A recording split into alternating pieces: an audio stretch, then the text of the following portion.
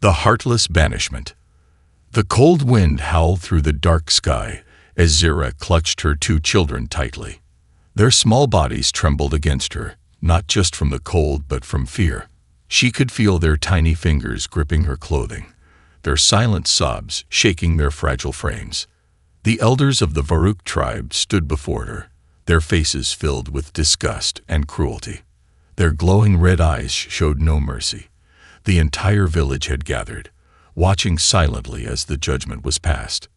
"Zira, you are cursed," the eldest leader, Aaron, spat the words with hatred. "You bring misfortune wherever you go. The spirits have turned against us because of you." Zira's heart pounded in her chest. "Please," she whispered. "I have done nothing wrong. My children, they are innocent." But no one listened. The elders raised their staffs, and the warriors behind them tightened their grip on their weapons. The decision had already been made. A murmur spread through the villagers. Some looked away, unable to meet Zira's desperate eyes. Others watched coldly, accepting the elders' words without question. "You must leave. You will not return," Aaron declared. His voice was final. Two warriors stepped forward and grabbed Zira by the arms. She struggled, but she was weak, exhausted. They ripped the warm cloak from her shoulders and tossed it into the fire. Her children cried out, clinging to her, but the warriors pushed them back. "No, please," Zira screamed, but the warriors didn't care. They threw her into the dirt. She barely managed to shield her children from the impact. Pain shot through her arms and legs, but she didn't care about herself, only them.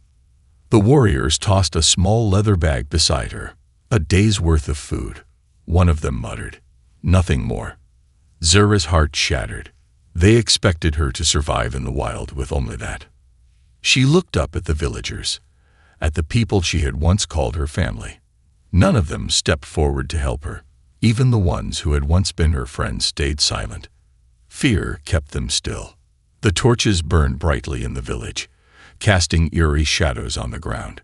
Zira knew that once she stepped beyond the village borders, there would be no coming back. Aaron lifted his staff and pointed toward the dark jungle. "Go," he ordered, "or we will make you." Tears streamed down Zira's face, but she refused to let her children see her weakness. She took a deep breath and lifted her youngest child, Nira, into her arms. Her older son, Lior, clutched her hand, his small face set with determination. Without another word, Zira turned and walked toward the jungle. The village gates closed behind her with a loud thud. She was alone. Into the darkness, the jungle loomed ahead, a place of nightmares. The sky was black, and the trees stretched high, their twisted branches moving like claws in the wind. A single mistake in this jungle could mean death. Wild beasts prowled in the shadows. The ground was filled with traps, sharp thorns, deadly insects, and unseen dangers. Zira's feet sank into the damp earth as she walked forward. She had no choice.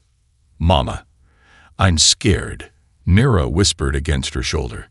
"I know, my love," Zira murmured, "but I won't let anything happen to you." She wasn't sure if she was telling them the truth or just trying to comfort herself. Lior walked beside her, his small hand gripping hers tightly. He didn't cry, but she knew he was terrified. The jungle air was thick with moisture. Strange sounds echoed from the darkness, low growls, rustling leaves, the distant cry of something unknown. Zira forced herself to stay strong. She had survived many hardships before. She could survive this too. But as they moved deeper into the jungle, a strange feeling crept over her. They were being watched. The unseen threat. Zira stopped, her breath hitching. The feeling was unmistakable. Something, or someone, was in the trees, watching, following. Her instincts screamed at her to run, but running without knowing what was out there could be worse. She pulled Lior closer and whispered, "Stay behind me. If I say run, you run." Lior's wide eyes filled with fear, but he nodded. The jungle fell silent, too silent. Zira turned, scanning the trees, the shadows, the spaces between the thick trunks. Nothing. Then, a low growl. It was close. Her grip tightened on Nira. She didn't have a weapon. She had no way to fight. Her heartbeat thundered in her ears. The growl came again, this time right behind them. Zira spun around and locked eyes with a pair of glowing yellow orbs in the darkness. A predator. And it was hungry. A world without mercy. Look, a mother's worst nightmare. Zira held her breath. The jungle air was thick, suffocating. The predator's glowing yellow eyes locked onto hers. Low growls rumbled from its throat, a chilling sound that sent shivers down her spine. Her children clung to her, Lyre gripping her tunic, Nira's small hands trembling against her chest.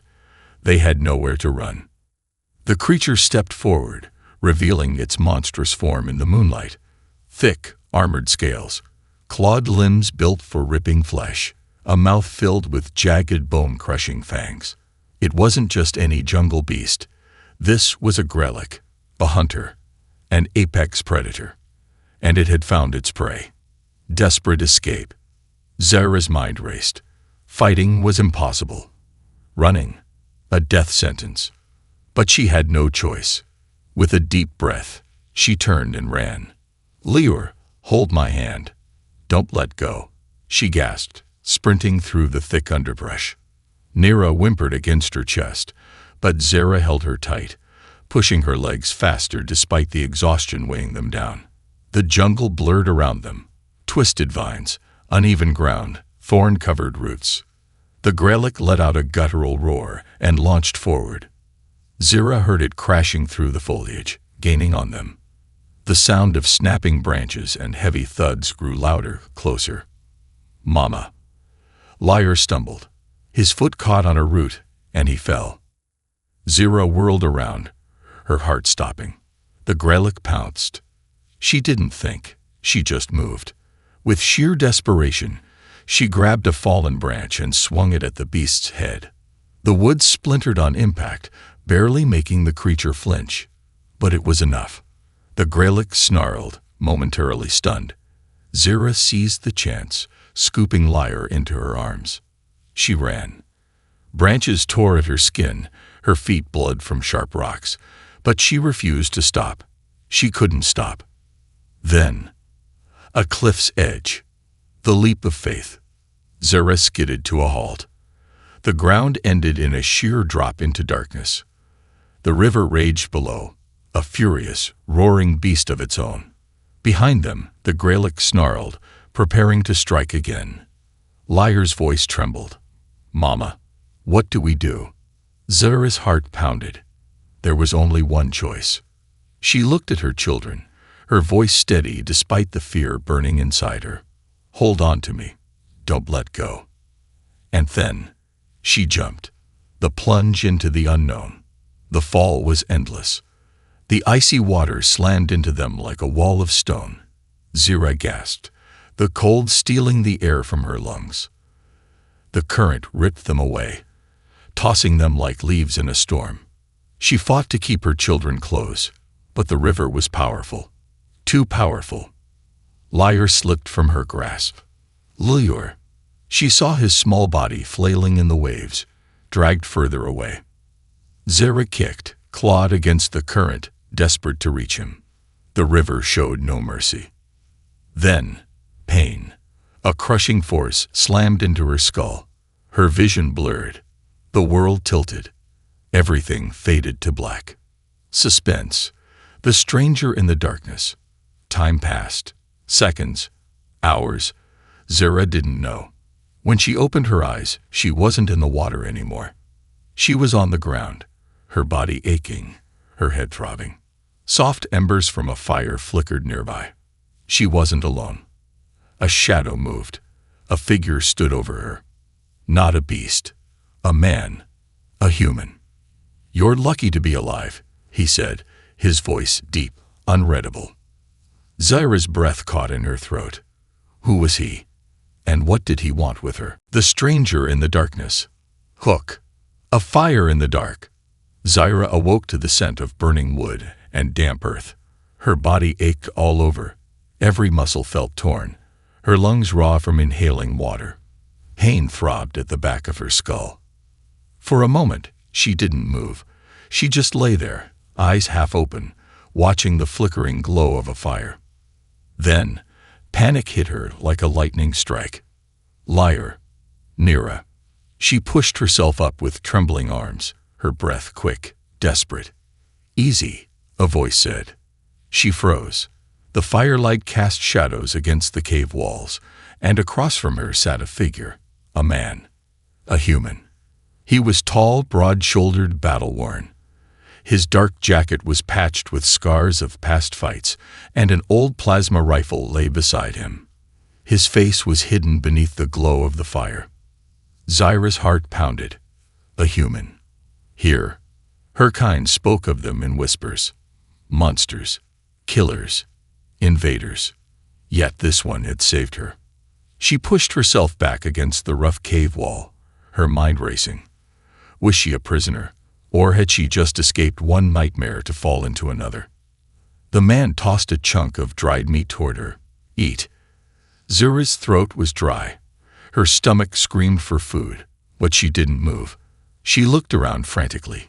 Where were her children? She tried to stand, but dizziness knocked her back down.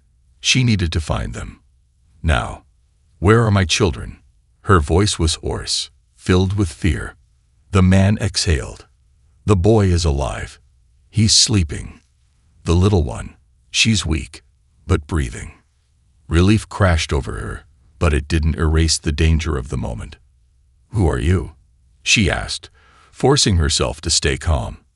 The man poked the fire with a stick. Someone with nothing left to lose. That wasn't an answer. Zyra's fingers curled into fists. She didn't trust him. She couldn't. The warrior with no tribe. The man finally looked at her. His face was weathered, lined with stories of survival. His eyes, deep, haunted, held secrets. Name's Dane, he said. And you? What's your story? Zyra hesitated. Trusting the wrong person could mean death. But she had no weapons, no food, no strength. Zyra, she admitted cautiously. Dane nodded as if he already knew. I saw the marks on your arms. Your people exiled you. Zyra stiffened. He knew. What do you know about my tribe?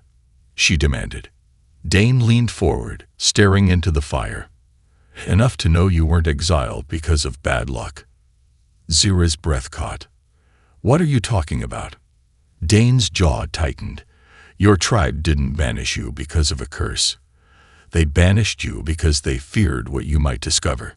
A cold chill ran down Zyra's spine. Her exile had always felt wrong. But was it possible that the elders had been hiding something? Something dangerous. A dangerous truth. Dane stood and walked to the edge of the cave, looking out into the stormy jungle. The Varuk tribe has a secret, he said. A secret worth killing for. Zyra's hands clenched. Tell me. Dane turned to her, his expression grim. No. First, you need to decide. She frowned. Decide what? His voice was calm but cold. Do you want to go back? Her heart hammered. The tribe had abandoned her, left her children to die. But if there was a secret, if there was a lie that had been told for generations, did she want to expose it, or did she want to run? Her choice would change everything. Secrets of the tribe. Hook. The mark of the exiled. Zyra sat near the fire, her fingers absently tracing the scarred markings on her forearm. The brand of exile. A punishment, a curse, a sign to all that she was an outcast.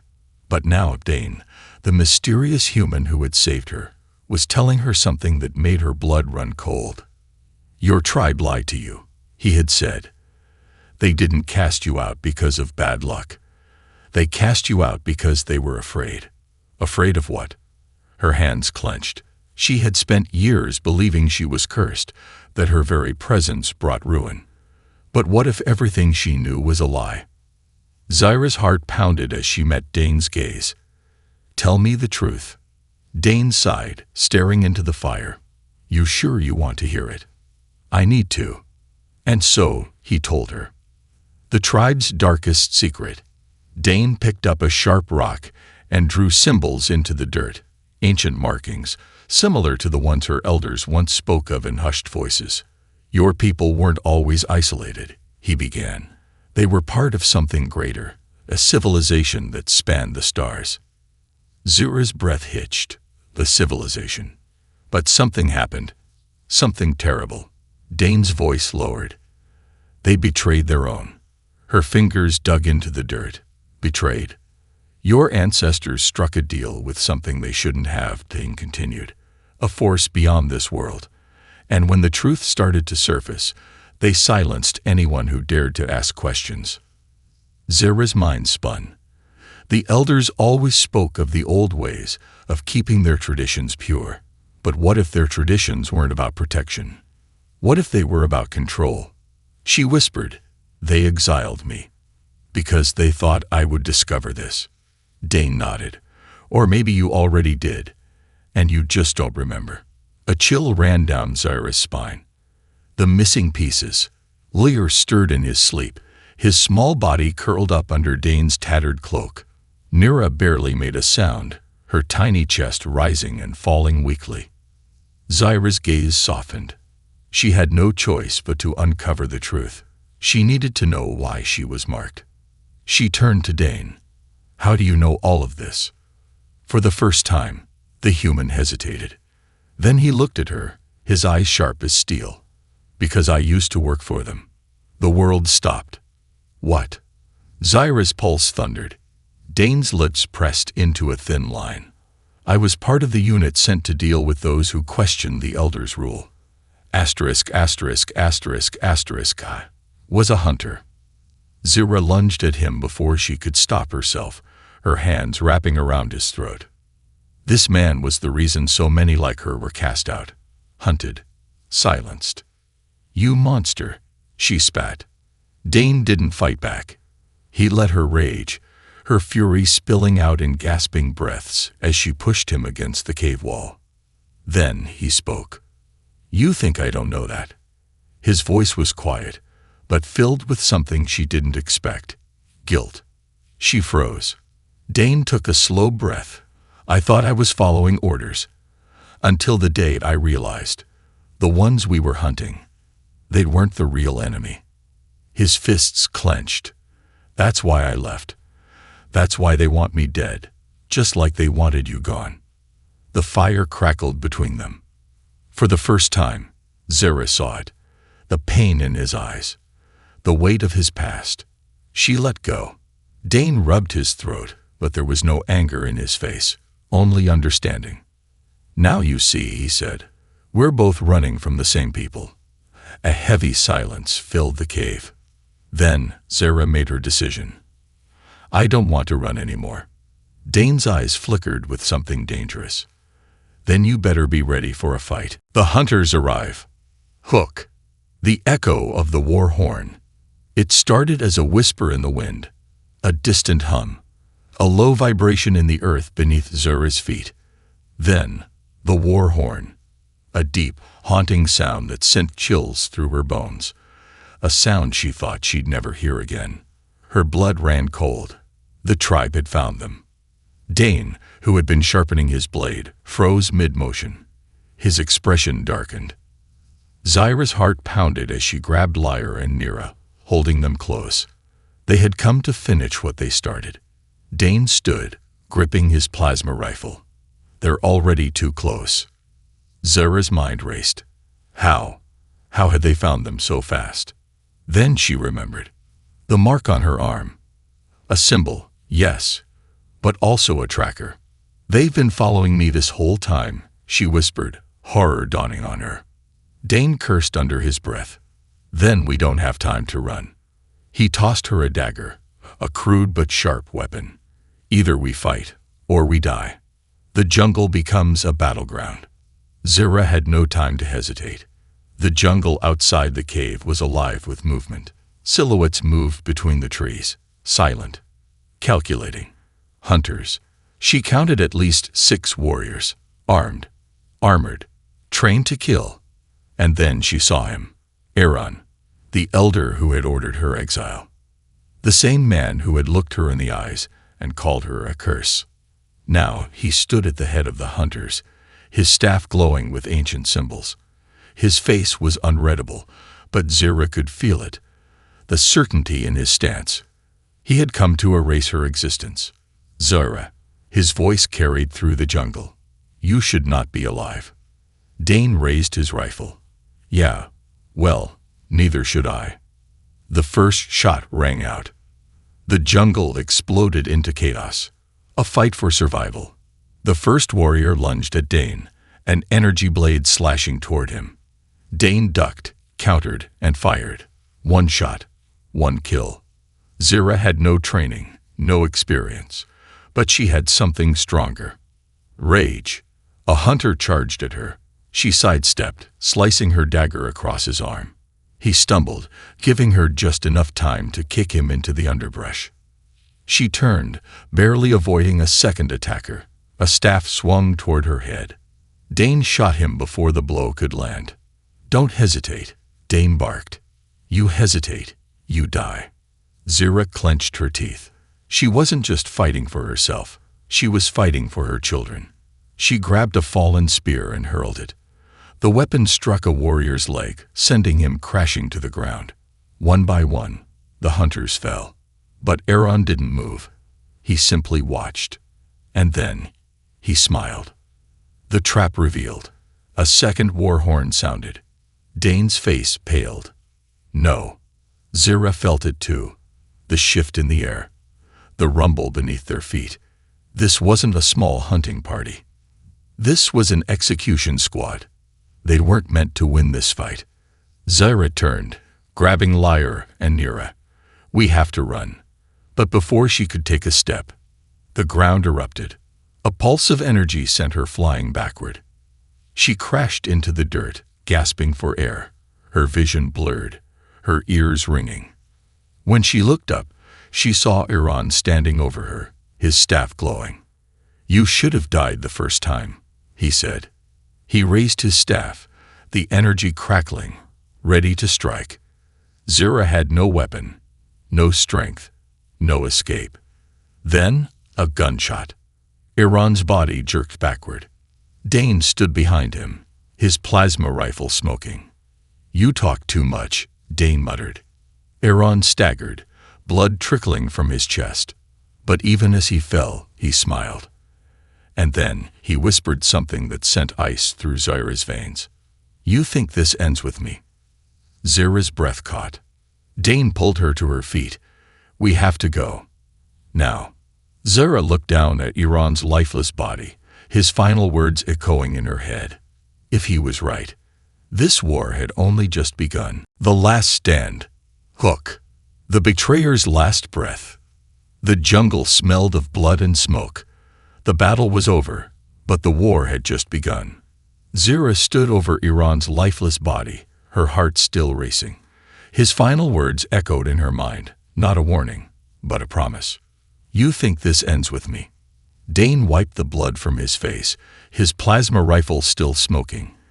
He didn't look relieved. He looked like a man who knew something worse was coming. Zira turned to her children. Lyre held Nira close, their tiny faces filled with fear. She had spent her whole life running from the tribe's judgment. Now it was time to face them. Zira wasn't an outcast anymore. She was the reckoning, marching toward the enemy. Dane didn't ask questions. He knew that look in her eyes. He just nodded. You're going back, aren't you? Zira tightened her grip on her dagger. No more running. The village was still far, the 3-day journey on foot. But Zira didn't care. Every step she took, her anger grew. They had called her cursed. They had thrown her children into the wild to die. No more. Dane glanced at her. They won't just let you walk in. She met his gaze. Then they'll have to kill me. He smirked. I'd like to see them try. The return of the exiled. The sun was setting when they arrived. The gates of the Varuk tribe loomed ahead, torches burning along the wooden walls. A lone guard saw them first. His spear clattered to the ground in shock. She's back. Within moments, the village was in chaos. Warriors scrambled. Elders gathered. The people whispered in fear. She had returned. Zira walked forward, her children behind her, Dane at her side. She wasn't afraid anymore. The elders stood at the center of the village. The new high elder, a man named Vecris, sneered at her. "You should be dead." Zira's voice was like steel. "You tried. You failed." The villagers watched in stunned silence. They had all turned their backs on her.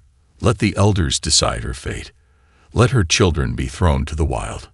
But now, they saw something different. They saw a woman who had survived. They saw a warrior. The truth unveiled. Vecris laughed. "You think you can walk in here and demand justice?" Zira didn't blink. No.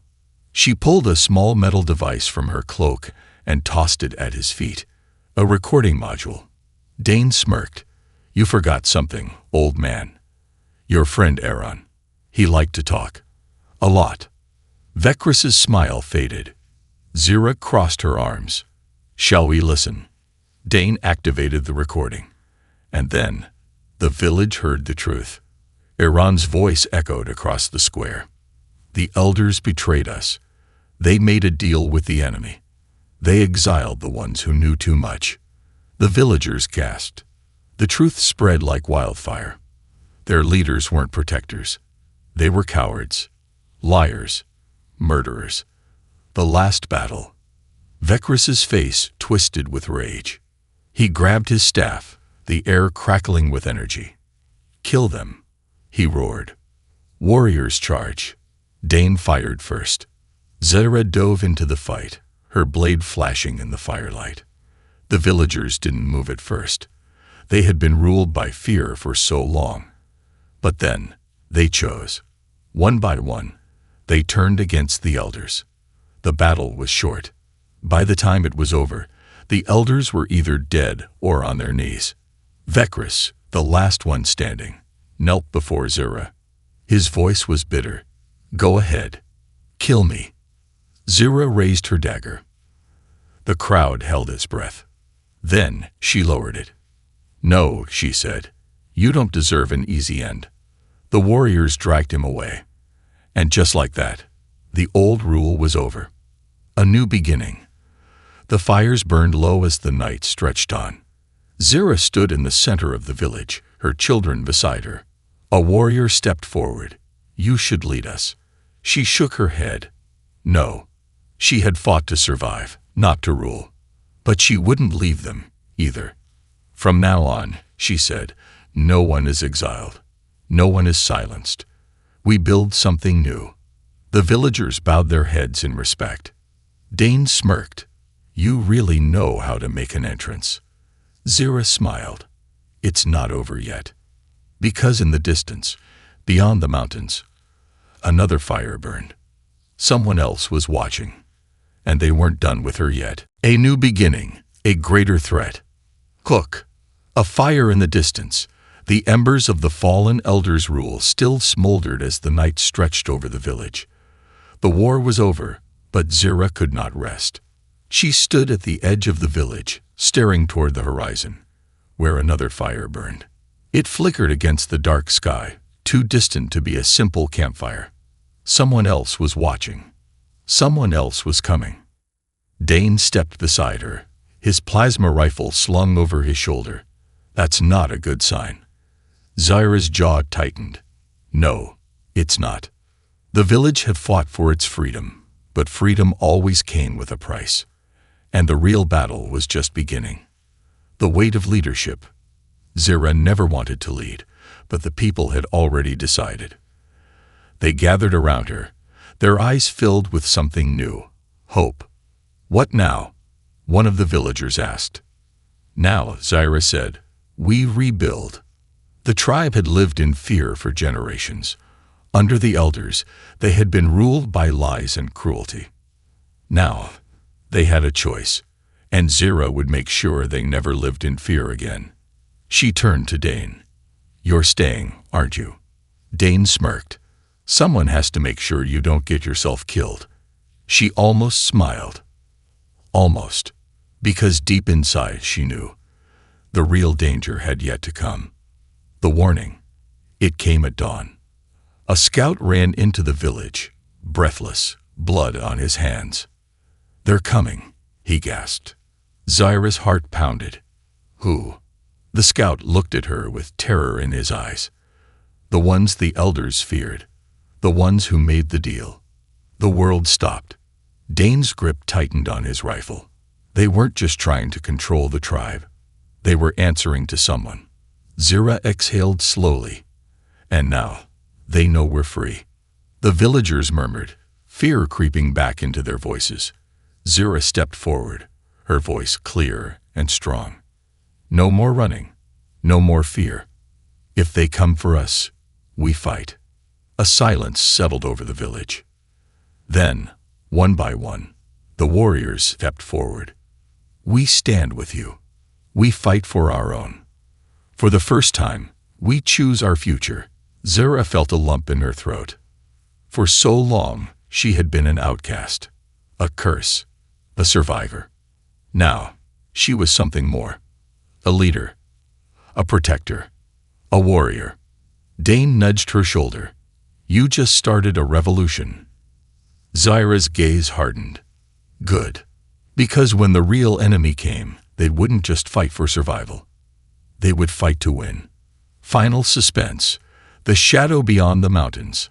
Far beyond the village, in the blackened ruins of an ancient city, a figure knelt before a massive holographic display. The image flickered. Zyra's face, Dane's profile, the rebellion in the jungle. A deep voice rumbled from the darkness. "So, the exile lives." The kneeling figure lowered their head. "She is not just alive. She has the people now." The voice chuckled, a low, dangerous sound. "Then it's time we remind them why they were meant to stay in the dark." The hologram shut off. And in the silence, war machines stirred to life. The storm was coming, and Zyra was at its center.